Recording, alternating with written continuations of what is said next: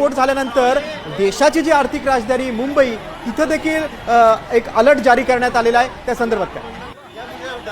दिल्लीमध्ये स्फोट झाल्यानंतर मुंबई पोलीस हाय अलर्ट मोडवरती आलेले आहेत। मुंबईतील मरीन ड्राईव्ह असेल, त्यानंतर गेटवे ऑफ इंडिया असेल, मंत्रालय परिसर असेल, त्यानंतर छत्रपती शिवाजी महाराज टर्मिनस असेल आणि मुंबईतील इतर जे महत्वाची सरकारी संस्था आहेत त्याबरोबरच वर्दळीची ठिकाणं आहेत त्या ठिकाणी पोलिसांचा बंदोबस्त वाढवण्यात आलेला आहे। त्याबरोबरच पुण्यामध्ये सुद्धा पोलीस यंत्रणा अलर्ट मोडवर आली, नागपूरमध्ये सुद्धा पोलीस यंत्रणा अलर्ट मोडवर आल्याचं आपल्याला पाहायला मिळतंय। त्यामुळे एकंदरीत दिल्लीनंतर सगळी जी महत्वाची शहर आहेत त्या शहरांमधील पोलीस यंत्रणा आहे ही अलर्ट मोडवर आली आहे।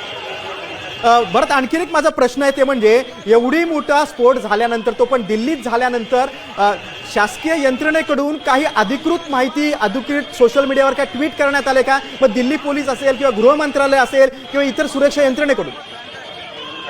गिरीश, आतापर्यंत जी दिल्ली पोलीस असतील किंवा सरकारी यंत्रणांकडून या सगळ्या भीषण स्फोटासंदर्भात कुठलीही माहिती समोर आलेली नाही। मात्र जी प्राथमिक माहिती या ठिकाणी आपल्याला पाहायला मिळते यामध्ये आतापर्यंत 8 जणांचा मृत्यू झालाय तर 24 जण जखमी झाले असल्याची जी प्राथमिक माहिती आहे ती आपल्याला पाहायला मिळते। मात्र